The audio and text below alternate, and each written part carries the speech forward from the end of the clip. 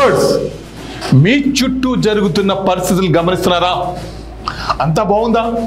అలా అని అప్రమత్తంగా లేకుంటే అంతే సంగతులు.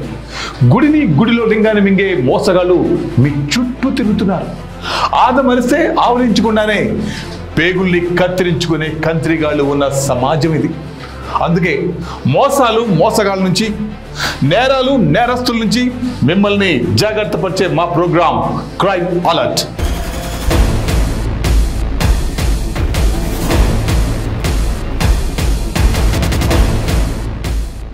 వయసు 60 సంవత్సరాలకు పైబడినా కూడా ఇంకా పనిచేయాలనే సంకల్పం ఉన్న దంపతులు వారు.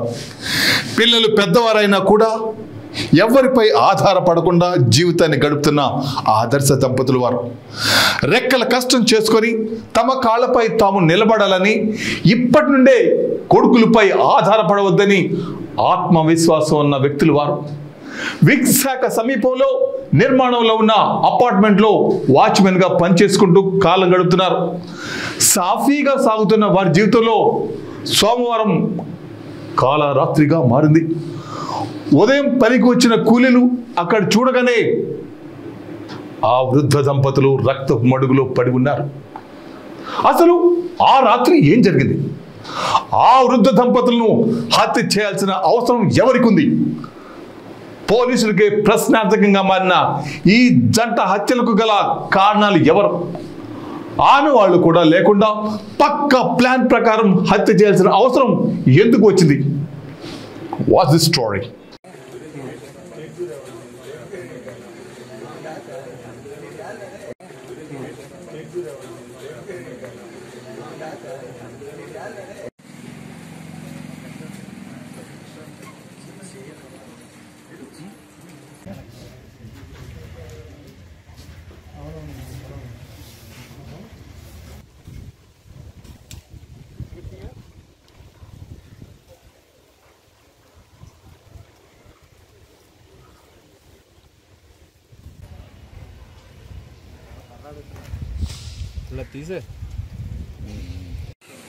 ఈరోజు మధ్యాహ్నం ఎంఎస్ఆర్ రెసిడెన్సీ పక్కన కొత్తగా కట్టబడుతున్న 5 అంతస్తుల అపార్ట్మెంట్ భవనంలో వాచ్మెన్ వైఫ్ రక్తపు మడుగులో చనిపోయి ఉన్నారు.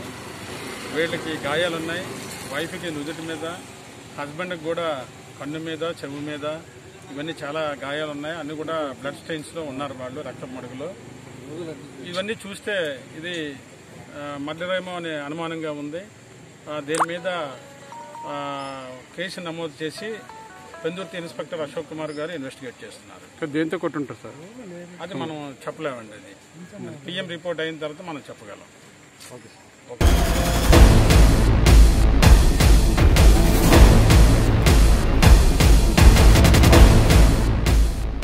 డ్రగ్స్ అనేది ఒక వ్యక్తి ఆరోగ్యాన్ని ఎలా పీల్చి పిప్పి చేస్తుందో దేశ ఆర్థిక వ్యవస్థను కూడా చిన్న భిన్నం చేస్తుంది.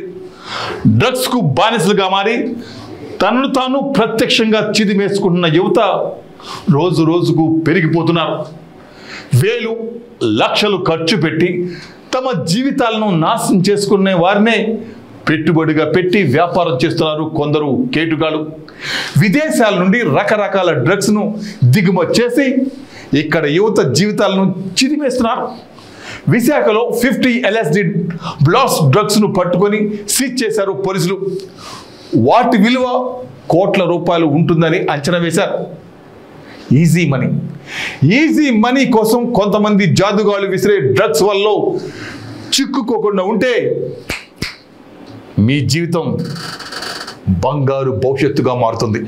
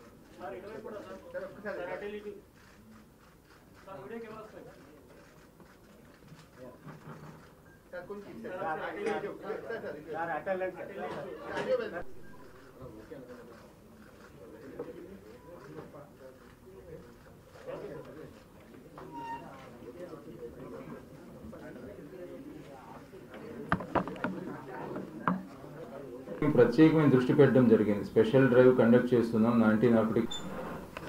ఓకే అండి, థ్యాంక్ యూ.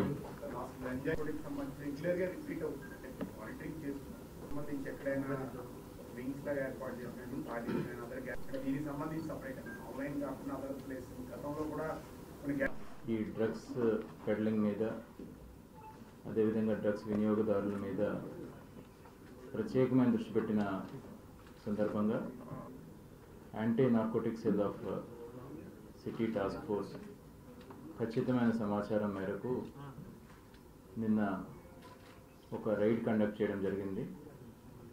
దానిలో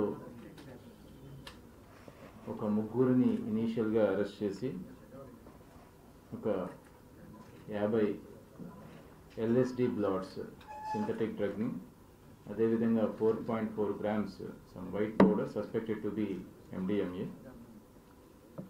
మొబైల్స్ని ఒక 5 మొబైల్స్ని కూడా సీజ్ చేయడం జరిగింది. తర్వాత వారిచ్చిన సమాచారం మేరకు ఇంకొక 2 కూడా అరెస్ట్ చేయడం జరిగింది. దీంట్లో ఒక కార్ను కూడా వారి పొసెషన్లో నుండి సీజ్ చేయడం జరిగింది. దీనిలో విచారణ సందర్భంగా తెలిసిన విషయాలు ఏంటంటే, A1 ఎవరైతే పాంగి రవికుమార్ అని ఉన్నాడో, ఈయన ఇంటర్మీడియట్ ITI చదివిన తర్వాత సేల్స్ ప్రమోటర్ టాటా మోటార్స్లో చేస్తున్నాడు. తర్వాత ఈయన ఇక్కడ లోకల్గా ఉన్న ఒక దినేష్ అన్న వ్యక్తి దగ్గర నుండి గంజాయి కొనుగోలు చేసి దీన్ని గోవా తీసుకెళ్ళి అక్కడ దిలీప్ అన్న ఒక లోకల్ వ్యక్తికి, అంటే ఇక్కడ ఆయన కూడా దిలీప్ అన్న వ్యక్తి కూడా ఇక్కడికి చెందినవాడే కింద తెలుస్తుంది, విశాఖపట్నం చెందినవాడి కిందే అక్కడ ఉంటున్నట్టు తెలుస్తుంది. అక్కడ ఆ వ్యక్తికి అందజేసి ఆ గంజాయిని అక్కడ అమ్మేసినట్టు. ఆ క్రమంలో ఆయన 2021 సంవత్సరంలో గోవాలో కూడా పట్టుబడడం జరిగింది. ఆ తర్వాత దిలీప్ ఇచ్చిన సహకారంతో ఇక్కడికి దిలీప్ ఫ్రెండ్స్కి ఇక్కడికి LSD బ్లాట్స్ సప్లై చేసి ఇక్కడ వాటిని ఈయన ద్వారా అమ్మేసినాడు దిలీప్ ఇంకా అరెస్ట్ కావాల్సి ఉంది, ఆయన గోవాలో ఉన్నట్టు ప్రస్తుతం తెలుస్తుంది. అదేవిధంగా ఇంతకుముందు ఈ ఒక 6 LSD బ్లాట్స్ని ఈ విధంగా హోలీ సందర్భంగా తీసుకురావడం జరిగింది మార్చి నెలలో. వీటిని ఈ సిగరెట్ ప్యాకెట్స్లో కన్సీల్ చేసి దిలీప్ ఫ్రెండ్స్కి అందజేయడం జరిగింది. ఈరోజు ఫ్రెండ్షిప్ డే సందర్భంగా మరొక 50 LSD బ్లాట్స్ని, ఈ సస్పెక్టెడ్ MDA పౌడర్ని, వీటిని ఫ్రెండ్స్కి లోకల్ కన్జంప్షన్ కోసం, అదేవిధంగా కొంతమంది చిత్రకూట ఒడిశాలో ఉన్న కొంతమంది వాళ్ళ డ్రగ్ కన్జ్యూమర్స్ కూడా సప్లై చేయడానికి ప్రయత్నిస్తున్న క్రమంలో సిటీ టాస్క్ ఫోర్స్ మరియు ఫోర్త్ టౌన్ పోలీస్ స్టేషన్ సిబ్బంది సంయుక్తంగా కలిసి చేసిన ఆపరేషన్లో వీరిని అరెస్ట్ చేయడం జరిగింది. దీంట్లో ADCP స్పెషల్ బ్రాంచ్, DCP, అదేవిధంగా ACP special branch and in charge task force team ప్రత్యేకంగా కృషి చేసి, అంటే యాంటీ నార్కోటిక్స్ సెల్ సిబ్బంది అందరూ కూడా ప్రత్యేకంగా కృషి చేసి ఈ డ్రగ్స్ని, ఈ నిందితుల్ని పట్టుకోవడం జరిగింది. దీంట్లో A2 ఎవరైతే ఉన్నారో ఓరుగంటి వాసుదేవ కటన్య, ఈయన ఇంతకుముందు కూడా అరిలోవ పోలీస్ స్టేషన్లో 2019లో ఒక కేసులో, ఈ డ్రగ్స్ కేసులో ముద్దాయి, అప్పుడు 11 మంది ఆ కేసులో ఉంటే ఈయన A6. ఈ కేసు ఇప్పటికీ ట్రయల్ నడుస్తూ ఉంది. అదేవిధంగా A5 సందీప్ ఎవరైతే ఉన్నారో ఆయన కూడా బెంగళూరు సిటీలో ఒక డ్రగ్స్ కేసులో పట్టుబడినట్టు తెలుస్తుంది. ఇంకా పూర్తి వివరాలు మనకు రావాల్సి ఉంది. అదేవిధంగా ఇందులో ఫార్వర్డ్ లింకేజెస్, బ్యాక్వర్డ్ లింకేజెస్ ఇవన్నీ చూస్తుంటే సిటీలో గత నెలలో కూడా మనం ఒక డ్రగ్స్ కేసుని పట్టుకోవడం జరిగింది 61 LSD బ్లాట్స్ తోటి. దాని లింక్స్ని కూడా పరిశీలిస్తే మొట్టమొదటిసారి మనం 4th లెవెల్కి కూడా వెళ్ళడం జరిగింది. లాస్ట్ టైం మీకు గుర్తుండే ఉంటుంది, తేజ అని ఒక లోకల్ గాజువాక అబ్బాయిని పట్టుకోవడం జరిగింది. ఆ కుర్రవాడు ఇచ్చిన సమాచారం మేరకు అక్కడ నుంచి మన సైబర్ యూనిట్ చేసిన కృషి ప్రకారం తర్వాత లెవెల్లో ఆయనకి సప్లై చేస్తున్న వ్యక్తిని విజయవాడలో నుండి తీసుకొచ్చి అరెస్ట్ చేయడం జరిగింది. ఆ తర్వాత ఆయన ఇచ్చిన సమాచారం మేరకు ఆయన దగ్గర ఉన్న మొబైల్స్ వీటన్నిటినీ కూడా విశ్లేషించిన తర్వాత నెక్స్ట్ లెవెల్లో హైదరాబాద్లో ఉండి IIITలో చదువుతున్న ఒక 4th ఇయర్ స్టూడెంట్ని కూడా అరెస్ట్ చేయడం జరిగింది. హైదరాబాద్ IIITలో 11 మందిని గుర్తించడం జరిగింది. అందులో 4 పెడ్లర్స్గా కూడా యాక్ట్ చేస్తున్నారు, మిగతా వారు కన్జ్యూమర్స్గా ఉన్నారు. అయితే మొట్టమొదటిసారి మనకి ఈ డార్క్ వెబ్ ఉపయోగించి క్రిప్టో కరెన్సీ ద్వారా ఏ విధంగా వీళ్ళు డ్రగ్స్ని డార్క్ వెబ్ ద్వారా కొనుగోలు చేస్తున్నారు, తర్వాత ఏ విధంగా సరఫరా చేస్తున్నారని గత నెలలో జరిగిన కేసులో పోలీసులు ఛేదించడం జరిగింది. ఇంకా నెక్స్ట్ లెవెల్కి వెళ్ళి పాన్ ఇండియా నెట్వర్క్లో కూడా ఎవరైతే ఉన్నారో వారిని కూడా గుర్తించడం జరిగింది. వారిని కూడా అప్రహెండ్ చేసే ప్రయత్నంలో విశాఖపట్నం సిటీ పోలీసు ప్రయత్నిస్తున్నారు. Thank you. మొత్తం 5గురిని పట్టుకున్నామండి ప్రస్తుతంకి. ప్రధాన నిందితుడు ఎవరైతే దీన్ని గోవా నుండి సప్లై చేశాడో దిలీప్ అని, ఆయన్ని పట్టుకోవాల్సి ఉంది. ఆయన గోవా నుండి మనం పట్టుకోవాల్సి ఉంది.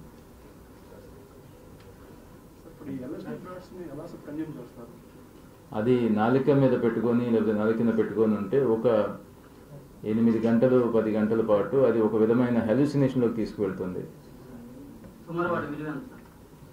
అంటే వీళ్ళు ఒక్కొక్క రేటు కొంటారు. ఇప్పుడు గత నెలలో మనం బస్ చేసిన కేసులో చూస్తే అది ఆన్లైన్లో ఒక 800-900 కొని తర్వాత నెక్స్ట్ లెవెల్కి 1500 అమ్మి, ఆ నెక్స్ట్ లెవెల్కి 2000 అమ్మి. ఎప్పుడైతే రిటైల్ మార్కెట్ పెరుగుతూ ఉంటుందో అక్కడ 1 to 1 అది విలువ పెరిగిపోతూ ఉంటుంది.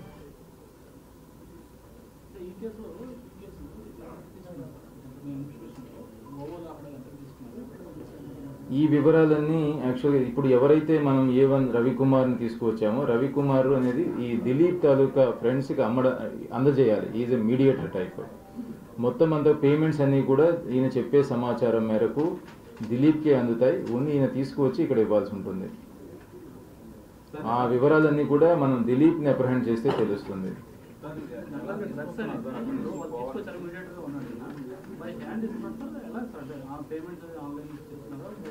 పేమెంట్స్ అన్ని కూడా మనం చూస్తే, అంటే ఈ కేసులో కాదు కానీ గత నెలలో మనం పట్టుకున్న కేసులో చూస్తే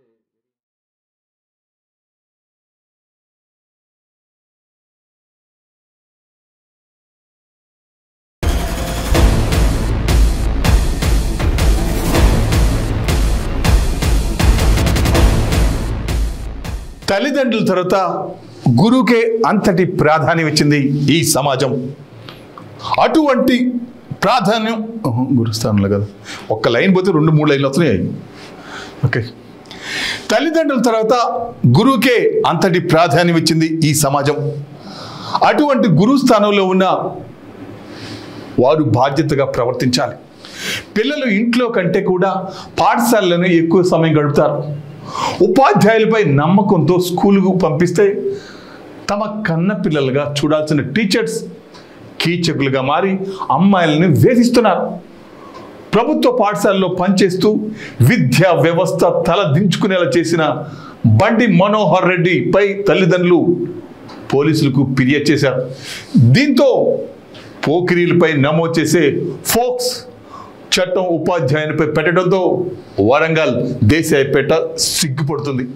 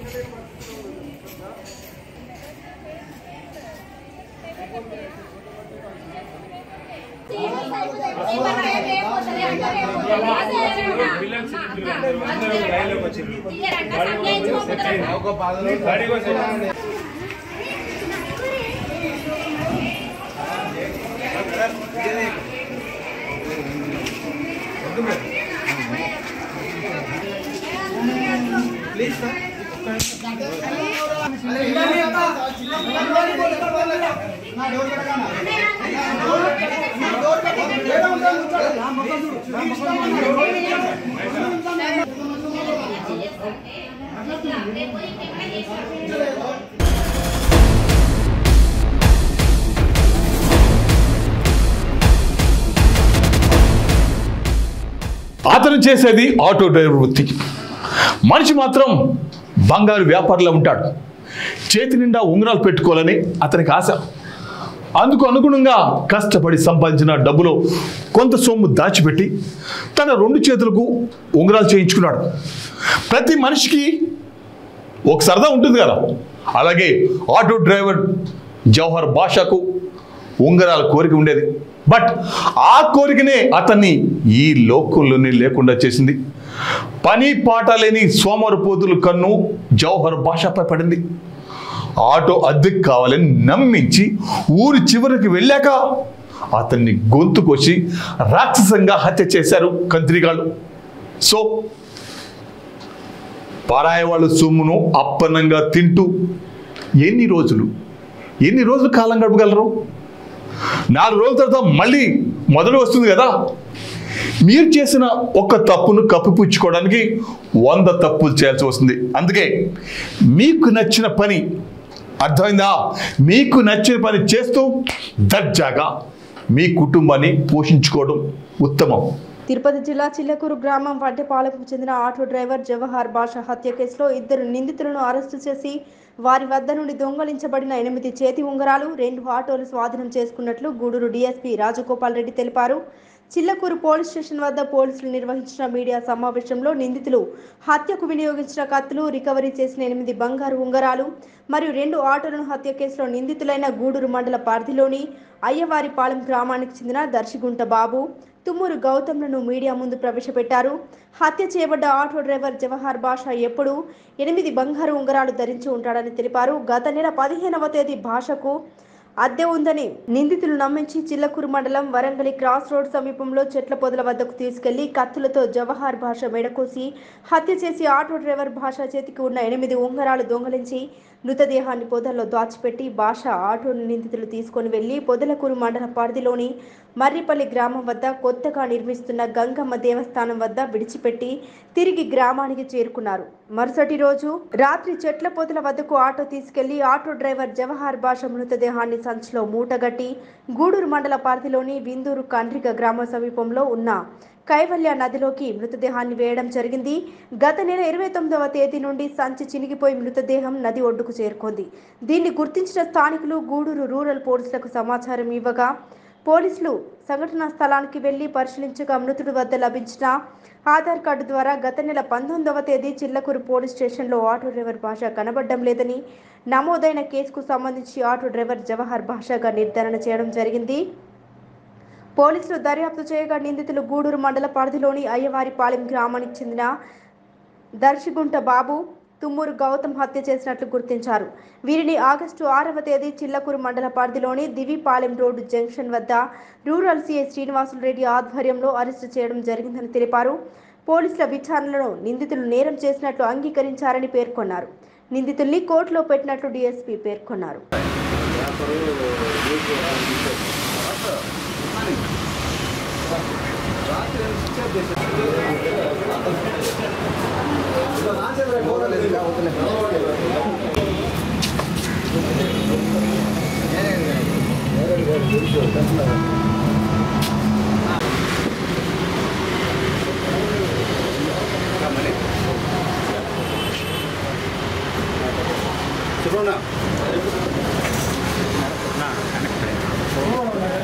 అతని బృందమైన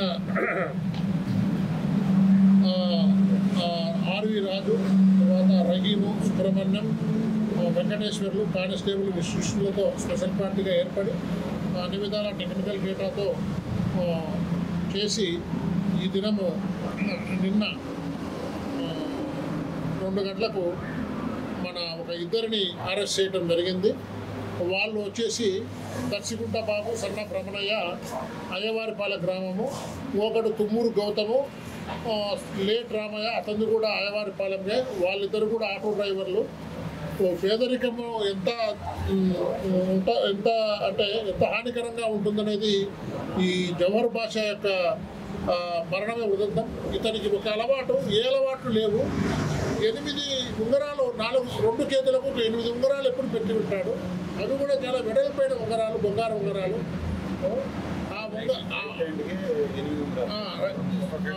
ఒక ఏళ్ళకి 2 ఉంగరాలు రైట్ హ్యాండ్కి పెట్టుకొని 8 ఉంగరాలు పెట్టుకో ఉంటాడు. ఆ ఉంగరాలు పెట్టుకొని అతడు ఆటో జీవనం చేసినప్పుడు ఈ దర్శిగుంట బాబు, తుమ్మూరు గౌతమ్కు వాళ్ళు కూడా వృత్తి ఆటో డ్రైవర్లే కాబట్టి పరిచయమై ఆ 2 ఉంగరాల మీద కట్టుబడుతుంది. వాళ్ళు ఏదో వాళ్ళకి అప్పులు ఉన్నాయి, వీటిని తీసుకొని పోయి చంపేసి ఏదైనా చేస్తే మాకు లాభం ఉంటుంది, అప్పులు తీరిపోతాయనే ఉద్దేశంగా వాళ్ళు 15వ తేదీ అంటే ముందే అతన్ని చంపాలనే ఉద్దేశంగా కత్తులు, తర్వాత గోడె సంచులు, వాళ్ళకు కావాల్సిన ఆయుధాలన్నీ కొనిపెట్టడం జరుగుతుంది. అతనికి బాడుగా ఉందని చెప్పేసి ఆ రోజు 15వ తేదీ నమ్మించి మన వరగలి జంక్షన్ దగ్గర కోల్డ్ స్టోరేజ్ ఆపోజిట్లో అడవి ప్రాంతంలోకి తీసుకొని పోయి పోయేటప్పుడే ఆ బ్లేడ్స్ ఉన్నాయి, అవి ఆ స్లైడ్ బ్లేడ్స్తో స్లిట్ చేస్తారు, అంటే గొంతు కోసేసి చనిపోయిన తర్వాత అతన్ని ముళ్ళ పొదలలో వేసి అదే రోజు ఆటోను తీసుకొని పోయి మనుగోలు మీదుగా మడమనీరు పోయి పొదలకూరు మండలం మర్రిపల్లి గ్రామంలో కొత్తగా గంగమ్మ గుడి నిర్మిస్తున్నారు. దాని ప్రహరీ వాళ్ళ పక్కన ఆటోను పార్క్ చేశారు. తర్వాత శవాన్ని మరుసటి రోజు రాత్రి ఒక గోడె సంచులో వేసుకొని దాంట్లో ఒక సిమెంటు బ్రిక్స్ వేసుకొని దాన్ని మూట కట్టి ముద్దాయిని ఆటోలో వేసుకొని ఈ గూడూరు మండలంలోని చెన్నూరు రామలింగాపురం మధ్యలో ఉన్న బ్రిడ్జిపడి నుండి కైవల్య నదిలోకి వేస్తారు. అది ఫస్ట్ అంటే ఎందుకు తేలలేదు అంటే 16వ తేదీ తేలి తర్వాత 10 రోజులు ఎందుకు పట్టిందంటే ఆ శవము బాగా నాని తర్వాత ఫ్లోట్ అయ్యి ఆ రోజు పైకి తేలడంతో అది అతని గుర్తింపు జరిగింది. ఏమైనప్పటికీ మా వాళ్ళు కష్టపడి కేసులు ఛేదించారు. ముద్దాయిలిద్దరిని అరెస్టు చేయడం జరిగింది. వాళ్ళు కూడా నేరం ఒప్పుకున్నారు. వాళ్ళు నేరం ఒప్పుకొని వాళ్ళు నేరానికి ఉపయోగించిన 2 కత్తులు, తర్వాత సెల్ ఫోను, తర్వాత మృతులు ధరించిన ఉంగరాలు ఇంటాక్ట్ అవి అట్లే అతడు ఏవైతే ఉంగరాలు ధరించి ఉన్నాడో అవి ఇంటాక్ట్ రికవరీ చేయడం జరిగింది. వేరే చోట ఉంచితే వాళ్ళ ద్వారా రికవరీ చేయడం జరిగింది. ఇది ఖచ్చితంగా ఇతనికి శిక్ష పడేలాగున్నా జీవిత ఖైదు కానీ మరణశిక్ష పడేలాగున్నా మేము కేసును బిల్డప్ చేస్తూ ఉన్నాము.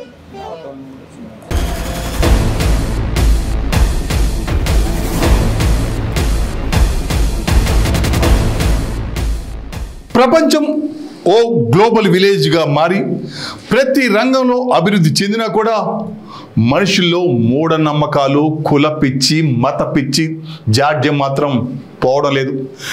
దేశంలో 75 సంవత్సరాల స్వతంత్ర సంబరాలు చేసుకుంటున్నా ఒక మనిషికి మరో మనిషి నుండి రక్షణ లేకుండా పోతుంది.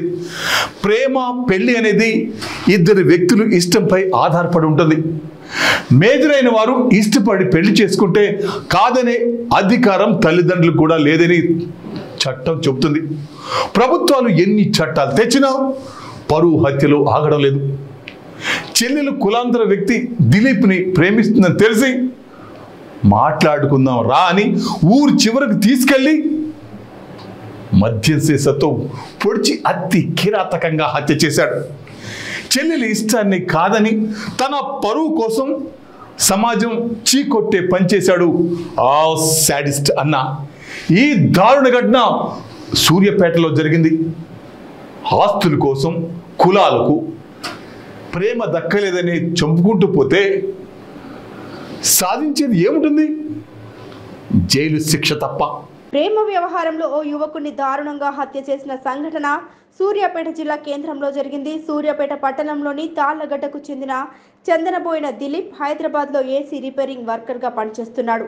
వారం రోజుల క్రితం సూర్యాపేటకు వచ్చాడు. దిలీప్కు అదే తాళ్లగడ్డ ప్రాంతానికి చెందిన అమ్మాయితో ప్రేమ వ్యవహారం ఉన్నట్లుగా తెలుస్తోంది. గతంలో పలుసార్లు అమ్మాయి అన్నతో దిలీప్కు గొడవ జరిగింది. ఈ క్రమంలో నిన్న రాత్రి మాట్లాడదాం రమ్మని చెప్పి మినీ ట్యాంక్ బండ్ పైకి తీసుకెళ్లి మద్యం సీసాతో పొడిచి హత్య చేశాడు. ముందుగా పొరగాలు అంతే నేను ఆయన ఈ పొరగాలు ఏమైనా చెప్తాడు వస్తాడు నిమ్మలంగా వస్తాడు సింపుల్ పడుతుంది.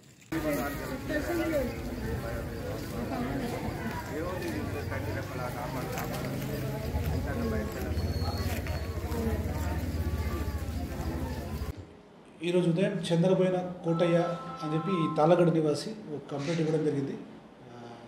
ఆయన తెలిపిన విషయం ప్రకారం ఏంటంటే వాళ్ళ అబ్బాయి దిలీప్ అని నిన్న నైట్ 10 o'clock తర్వాత ఒక ఫోన్ కాల్ వస్తే బయటికి పోయినాడు. నైట్ రాలేదు. రోజు ఉదయం ఈ మినీ ట్యాంక్ బండ్ చెరువు పైన రోడ్డు పైన వాళ్ళ అబ్బాయి చనిపోయి పడి ఉన్నాడని చెప్తే వీళ్ళు వెళ్ళి చూడడం జరిగింది. అక్కడ చనిపోయి ఉన్నాడు వాళ్ళ బాబు. అయితే వీళ్ళ అబ్బాయికి ఒక ప్రేమ వ్యవహారం ఉంది. ఆ ప్రేమ వ్యవహారంలో భాగంగానే ఈ శ్రీమన్ అనే వ్యక్తి అతని సంబంధికులు చంపి ఉంటారని చెప్పి అనుమానపడుతూ కంప్లైంట్ ఇవ్వడం జరిగింది. ఆ కంప్లైంట్ పైన ఒక కేసు నమోదు చేసుకుని దర్యాప్తు చేస్తా ఉన్నాం. ప్రస్తుతానికి అదుపులో లేడు, గాలింపు చేస్తాం. సార్ అంటే మీకన్నా సమాచారం ఎంతమంది ఇన్వాల్వ్ అయ్యారు, ఎన్ని గంటలు జరిగి ఉండొచ్చు? ప్రస్తుతానికి తెలిసిన విషయం ప్రకారం వాళ్ళు ఇచ్చిన కంప్లైంట్ బేస్ మీద పోతున్నాం. దర్యాప్తులో అన్ని విషయాలు బయటపడతాయి. తదుపరి అన్ని విషయాలు తెలియజేస్తాం. ఎన్ని గంటలు జరిగింది సార్? ప్రస్తుతానికి జస్ట్ వాళ్ళు ఇచ్చిన కంప్లైంట్ ప్రకారమే బేస్లో ఉంది.